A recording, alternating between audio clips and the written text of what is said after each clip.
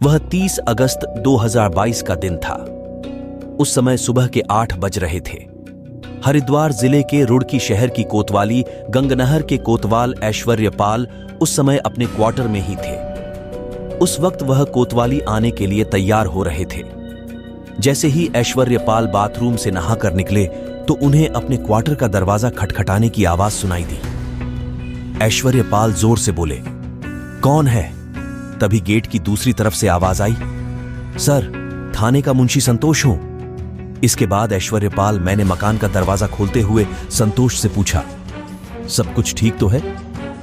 नहीं सर, काफी देर से कंट्रोल रूम से वायरलेस पर एक मैसेज लगातार आ रहा है। मैसेज में बताया जा रहा है कि अपने थाना क्षेत्र सालियर मंगलौर बाईपास पर सड़क के किनारे एक युवक की गर्दन कटी लाश पड़ी है। सर, क्षेत्र में लाश के मिलने का मामला थोड़ा गंभीर है, संतोष बोला। ठीक है संतोष, तुम कोतवाली में फोर्स को तैयार करो, मैं 5 मिनट में वर्दी पहनकर आता हूं, ऐश्वर्यपाल बोले। इसके बाद संतोष चला गया। मामला चूंकि हत्या का था, इसलिए कोतवाल ऐश्वर्यपाल ने लाश मिलने की सूचना तत्काल सीओ विवेक कुमार व एसपी देहात प्रमेंद्र डोभाल को मोबाइल द्वारा दी और खुद तैयार होकर कोतवाली पहुंच गए। इसके बाद कोतवाल अपने साथ एसएसआई धर्मेंद्र राठी, एसआई पुनीत दसौनी, विक्रम बिष्ट, महिला थानेदार अंशु चौधरी तथा सिपाही इसरार व भूपेंद्र को लेकर घटनास्थल की ओर चल पड़े। घटनास्थल कोतवाली से महज 8 किलोमीटर दूर था, अतः पुलिस टीम 10 मिनट में ही मौके पर पहुंच गई। कोतवाल ऐश्वर्यपाल ने देखा कि मौके पर काफी भीड़ थी तथा वहां पर आसपास के गांव वालों की भीड़ युवक की लाश को घेर कर खड़ी थी। वहां खड़े लोग इस लाश के बारे में तरह तरह की बातें कर रहे थे। पुलिस को देखकर वहां से लोगों की भीड़ छंटने लगी थी। ऐश्वर्यपाल ने लोगों से पूछताछ करते हुए पहले मृतक की पहचान कराने का प्रयास किया, लेकिन सभी ने पहचानने से मना कर दिया। मृतक की उम्र यही कोई 30-32 साल थी। इसके बाद एसएसआई धर्मेंद्र राठी ने मृतक की जेब में रखे कागजों को चेक किया। उसमें एक आधार कार्ड मिल गया। वह आधार कार्ड सतवीर पुत्र कुलवीर निवासी शिव मंदिर के पास एक कड़कला थाना पत्थरी हरिद्वार के नाम से था। पुलिस ने आधार कार्ड पर प्रिंट फोटो का जब मृतक के चेहरे से मिलान किया तो पाया कि वह आधार कार्ड मृतक का ही था। इसके बाद पुलिस ने मृतक के घर वालों को थाना पत्थरी के माध्यम से सूचना भिजवाई। अभी पुलिस मौके का निरीक्षण ही कर रही थी, तभी वहां सीओ विवेक कुमार, एएसपी देहात प्रमेंद्र डोभाल तथा क्राइम इन्वेस्टिगेशन यूनिट के प्रभारी जहांगीर अली भी पहुंच गए। पहले इन अधिकारियों ने मृतक सतवीर के शव का बारीकी से निरीक्षण किया। मृतक के गले पर धारदार चाकू से रेतने के निशान थे तथा उसके कपड़े खून से तर थे। एसपी देहात डोभाल ने लाश का निरीक्षण करने के बाद पोस्टमार्टम के लिए राजकीय अस्पताल रुड़की भेज दी। कोतवाल ऐश्वर्यपाल को कुछ दिशा निर्देश देने के बाद श्री डोभाल और विवेक कुमार वापस लौट गए। आधे घंटे बाद पुलिस ने सतवीर के शव का पंचनामा भरकर उसे पोस्टमार्टम के लिए राजकीय अस्पताल रुड़की भेज दिया था। दूसरी ओर सीआईयू प्रभारी जहांगीर अली ने आसपास लगे सीसीटीवी कैमरों की फुटेज चेक करनी शुरू कर दी। लगभग 2 घंटे तक काफी मशक्कत करने के बाद पुलिस को जानकारी मिली कि जिस जगह पर सतवीर का शव मिला था वहां रात के समय एक यूपी नंबर की बोलेरो गाड़ी देखी गई थी। उस गाड़ी की जानकारी हासिल करने के लिए पुलिस ने मुजफ्फरनगर की छपार थाने की पुलिस से संपर्क किया था और बहादुराबाद के टोल प्लाजा पर लगे सीसीटीवी कैमरों की फुटेज को भी चेक किया। उस फुटेज में बोलेरो गाड़ी में सतवीर अपने 2 दोस्तों के साथ रुड़की की ओर आता हुआ दिखाई दे रहा था। यह फुटेज देखने के बाद पुलिस ने राहत की सांस ली थी। सतवीर की लाश मिलने की सूचना पाकर उसके पिता कुलवीर, मां, बड़ी बहन व भाई दोपहर 12 बजे राजकीय अस्पताल रुड़की पहुंच गए थे और जैसे ही उन्होंने मोर्चरी में सतवीर के गला कटे शव को देखा था तो फक कर रो पड़े। सतवीर के घर वालों को बिलखते देखकर वहां खड़े काफी लोगों की आंखों से आंसू छलक पड़े। सतवीर के मां, बाप, बड़ी बहन व भाई का रो रो कर बुरा हाल हो रहा था।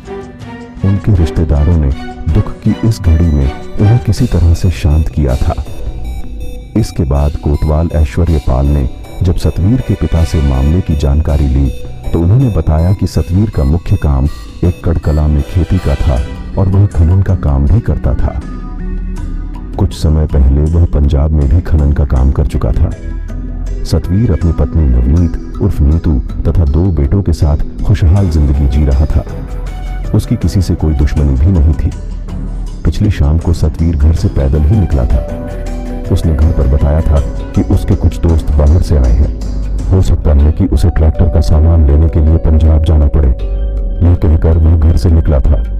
इसके बाद आगे की कोई जानकारी नहीं है कि कैसे उसका शव मंगलौर बाईपास पर पड़ा मिला। पुलिस ने सतवीर के पिता कुलवीर की तहरीर पर सतवीर की हत्या का मुकदमा अज्ञात हथियारों के खिलाफ आईपीसी की धारा 302 के तहत दर्ज कर लिया और सीआईयू की टीम के साथ जांच शुरू कर दी थी। शाम को सीआईयू ने बहादुराबाद टोल प्लाजा की रुड़की रोड की वह फुटेज सतवीर के पिता को दिखाई थी, जिसमें Satveer Bolero number UP 12R809 में अपने 2 दोस्तों के साथ जा रहा था। कुलवीर ने सतवीर के एक दोस्त को पहचान लिया था। वह सतवीर का दूर का रिश्तेदार गुरुसेवक दियोल निवासी मधुपुरी जिला बिजनौर था। सतवीर के दूसरे दोस्त को कुलवीर पहचान नहीं सका।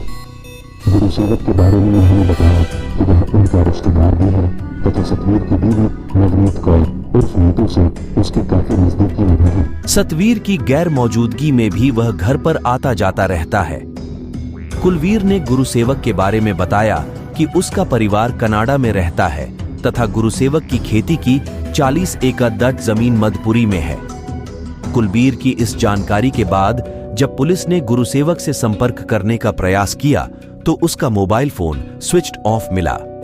इसके बाद पुलिस की एक टीम ने गुरुसेवक की तलाश में उसके गांव मधुपुरी भेजी गई थी। पुलिस टीम गुरुसेवक की सुरागरसी व पतारसी करते हुए बढ़ापुर पहुंची थी। वहां भी गुरुसेवक पुलिस के हत्थे नहीं चढ़ सका था। इसके बाद 1 सितंबर 2022 को पुलिस टीम मुखबिर की सूचना पर गुरुसेवक व उसके साथी मोनू निवासी गांव हिदायतपुर बिजनौर को हरिद्वार के निकटवर्ती गांव ऐथल से गिरफ्तार कर लिया था। मोनू वही युवक था जिसे पुलिस ने टोल प्लाजा पर सतवीर के साथ कार में जाते हुए देखा था। पुलिस टीम दोनों को लेकर रुड़की आ गई थी। पुलिस ने दोनों से सतवीर की हत्या के बारे में गहन पूछताछ की। गुरुसेवक ने पहले तो पुलिस के सामने सतवीर की हत्या के मामले में खुद को बेकसूर बताया था, मगर जब पुलिस ने गुरुसेवक को उसके द्वारा मोबाइल पर सतवीर की बीवी नीतू से की गई बातों के बारे में पूछा तो वह टूट गया। गुरुसेवक ने मोनू के साथ मिलकर 29 व 30 अगस्त की रात को सतवीर की हत्या करना स्वीकार कर लिया था। गुरुसेवक ने यह भी स्वीकार कर लिया था कि सतवीर से उसकी रिश्तेदारी थी। इसके अलावा पिछले 3 सालों से सतवीर की पत्नी नवनीत उर्फ नीतू से अवैध संबंध थे। मेरी और नीतू की योजना काफी समय से सतवीर को रास्ते से हटाने की थी। गुरुसेवक ने पुलिस को आगे बताया कि सतवीर कुछ दबंग किस्म का आदमी था और अक्सर नीतू को परेशान करता रहता था। उसने बताया कि एक बार उसने किसी नकाबपोश से सतवीर पर फायरिंग भी करवाई थी, जिसमें वह बच गया था। इसकी सतवीर ने पुलिस से शिकायत नहीं की थी।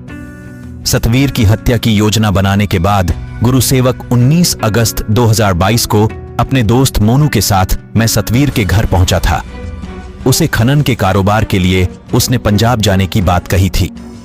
इस बात पर सतवीर उनके साथ चलने के लिए तैयार हो गया था। शाम को वे तीनों बोलेरो कार से एकड़ कला से पंजाब के लिए चल पड़े थे। पहले रास्ते में तीनों ने एक ढाबे पर रुककर शराब पी थी और वहीं खाना भी खाया था। जब सतवीर नशे में धुत हो गया था तो वे तीनों मंगलौर बाईपास की ओर चल पड़े थे। नशे में धुत सतवीर ने उन्हें लघु शंका के लिए गाड़ी रोकने को कहा। जब गाड़ी रुकी तो सतवीर नीचे उतरा। इसी दौरान गुरुसेवक ने अपने पास रखे चाकू से सतवीर का गला रेत दिया। फिर सतवीर को वहीं उसी अवस्था में छोड़कर वे दोनों बोलेरो से वापस अपने घर चले गए थे। मोनू ने भी अपने बयान में गुरुसेवक के इन बयानों की पुष्टि की और सतवीर की हत्या में गुरुसेवक का साथ देने की बात बताई। इसके बाद पुलिस ने सतवीर की पत्नी नवनीत कौर उर्फ नीतू को भी गिरफ्तार कर लिया था। पुलिस की पूछताछ में नीतू ने भी पुलिस के सामने सतवीर की हत्या की योजना में शामिल होने की बात स्वीकार कर ली।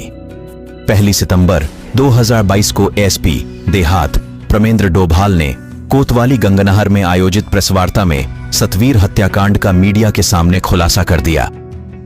श्री डोभाल ने इस हत्याकांड को खोलने वाली पुलिस टीम व सीआईयू की टीम की पीठ थपथपाई और उन्हें 2500 रुपए का नकद पुरस्कार देने की भी घोषणा की।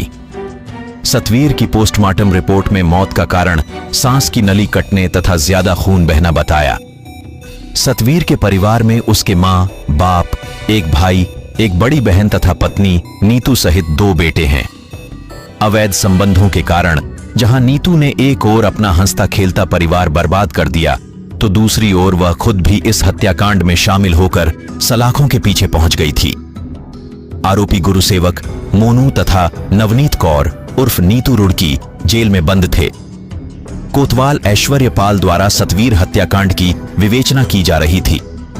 ऐश्वर्यपाल शीघ्र ही इस हत्याकांड की विवेचना पूरी करके तीनों आरोपियों के खिलाफ चार्जशीट अदालत में भेजने की तैयारी किए।